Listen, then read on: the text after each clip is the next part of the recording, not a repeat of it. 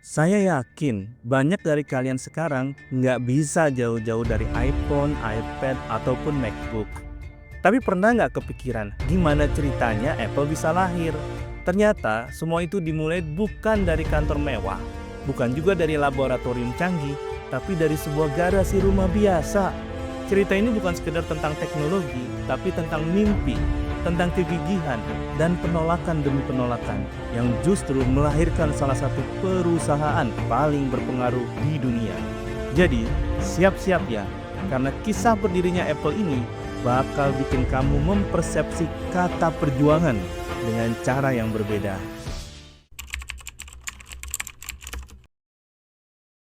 Steve Wozniak atau yang sering dipanggil Woz, awalnya kerja di Hewlett Packard atau HP sebagai engineer kalkulator.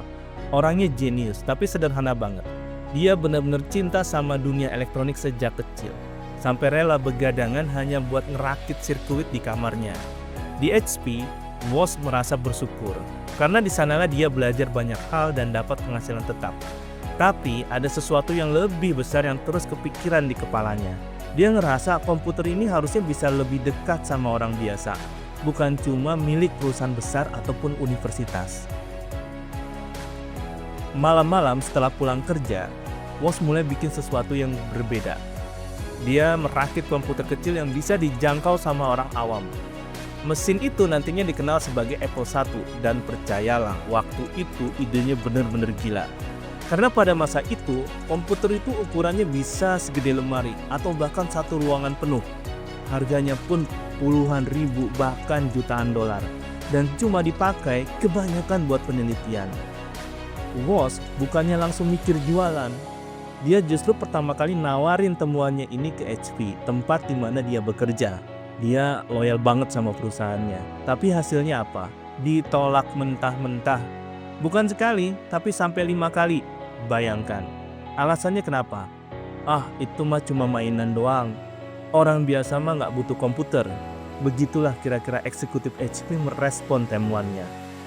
Di titik ini, banyak orang mungkin bakal nyerah, tapi Woz nggak sendiri. Dia punya sahabat, seorang pemuda dengan semangat gila dan visi besar, Steve Jobs. Jobs yang ngelihat karya Woz bukan sekedar papan sirkuit, tapi ada sesuatu yang mungkin bisa mengubah dunia. Dari sinilah percikan awal Apple mulai terbentuk. Kalau Woz itu otaknya, maka Jobs adalah energinya. Jobs memang bukan engineer, tapi dia jago banget ngebaca peluang. Ketika ngeliat Apple I buatan Woz, dia langsung ngerasa ada masa depan di sana. Jobs percaya komputer harus jadi personal, jadi bagian dari kehidupan sehari-hari.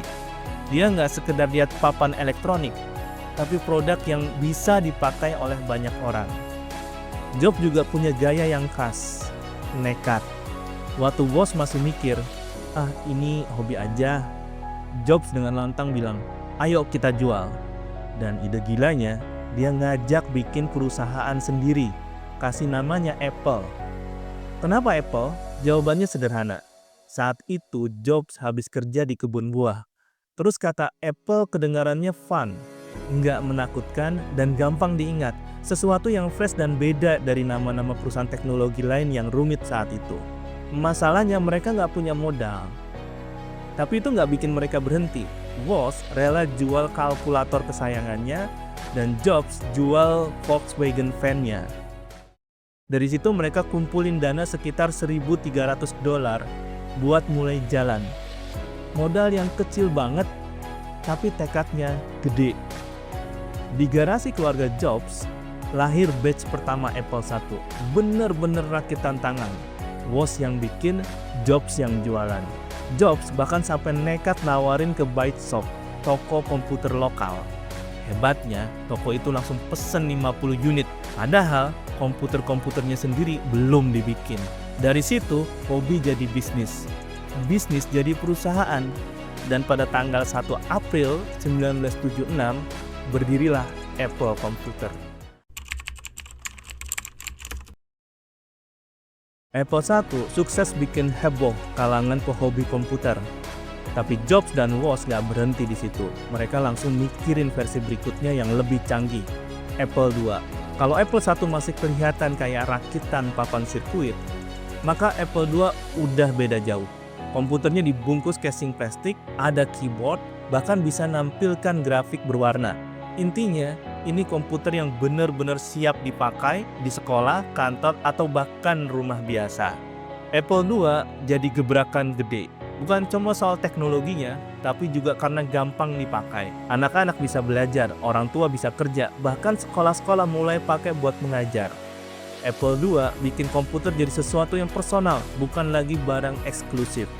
Yang bikin makin gokil, Apple 2 sukses besar di pasaran. Penjualannya meledak, bikin Apple resmi masuk ke liga perusahaan teknologi besar. Bahkan pada tahun 1980, Apple resmi melantai di bursa saham dengan valuasi 1,2 miliar dolar.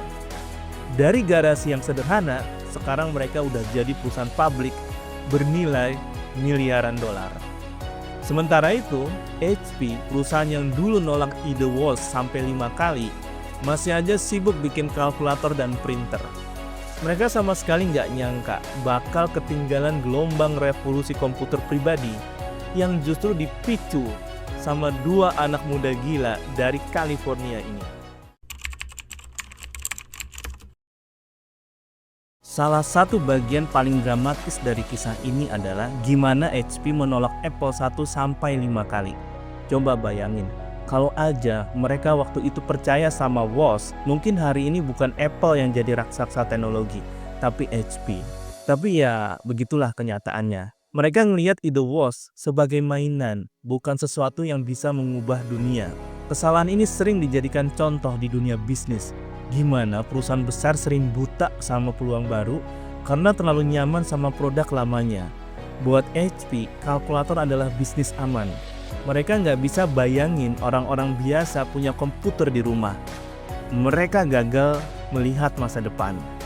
Dari sisi lain, kisah ini juga nunjukin betapa pentingnya punya keberanian buat jalan sendiri. Kalau aja Woz nunggu persetujuan terus, mungkin Apple nggak bakal lahir. Jobs dan Woz buktiin kalau kadang penolakan bukan tanda ide kamu jelek, tapi justru terlalu maju buat dipahami oleh orang lain. Hari ini, HP masih ada, tapi nilainya sekitar 28 miliar dolar.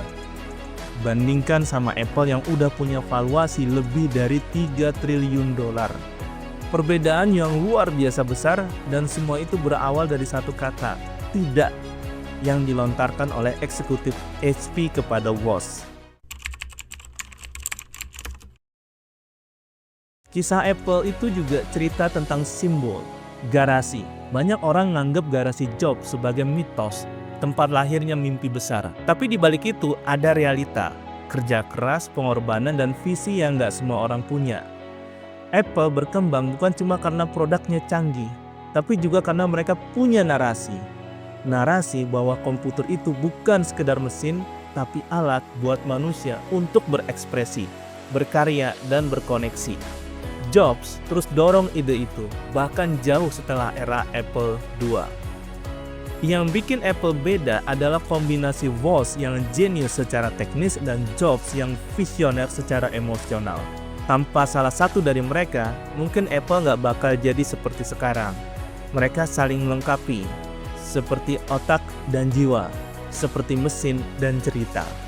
Dari garasi kecil itu, Apple akhirnya melangkah ke panggung dunia. Nggak cuma bikin produk, tapi juga bikin budaya. Dari personal komputer sampai iPhone, semua lahir dari keyakinan bahwa teknologi harus terasa personal. Kisah berdirinya Apple bukan cuma tentang teknologi, tapi juga tentang mindset. Ada beberapa pelajaran penting yang bisa kita ambil. Pertama, jangan minta validasi dari orang yang nggak bisa lihat masa depan. Seandainya kalau Woz terus-menerus menunggu lampu hijau dari HP, mungkin Apple nggak akan pernah ada. Kedua, penolakan itu bukan akhir. Kadang justru dari arah baru menuju sesuatu yang lebih besar. Ketiga, visi butuh keberanian. Woz punya mimpi, tapi Jobs punya nyali buat ngejual mimpi itu ke dunia. Kombinasi itu yang bikin Apple lahir. Dan terakhir, jangan remehkan awal yang kecil. Sebuah garasi, dua orang sahabat, modal seadanya itu cukup buat memulai revolusi teknologi. Hari ini, Apple bukan cuma perusahaan. Mereka menjadi ikon budaya, simbol inovasi, bahkan gaya hidup itu sendiri. Dari alat sederhana sampai desain yang elegan, semua itu punya satu benang merah. Mimpi kecil yang nggak pernah dianggap serius oleh orang-orang di awalnya. Kalau ada satu hal yang bisa kita tarik dari kisah ini, itu adalah jangan pernah biarin orang lain nentuin seberapa besar mimpi kamu. Woz pernah ditolak 5 kali, tapi hari ini jutaan orang hidupnya berubah karena ide gilanya. Mungkin sekarang kamu juga punya ide gila yang diremehkan. Ingat, penolakan bukan berarti gagal. Bisa jadi itu justru jalan buat kamu nemuin cara lain yang lebih tepat. Jadi, teruslah percaya sama mimpi kamu sekecil apapun itu, karena siapa tahu ide kamu yang sekarang diremehin bisa jadi Apple berikutnya. Dan sebelum kamu cabut, jangan lupa tekan tombol like, share video ini ke temen lo, dan berikan komentar. Dan terakhir, subscribe bila kamu benar-benar suka dengan video ini atau kanal YouTube ini. Sampai jumpa.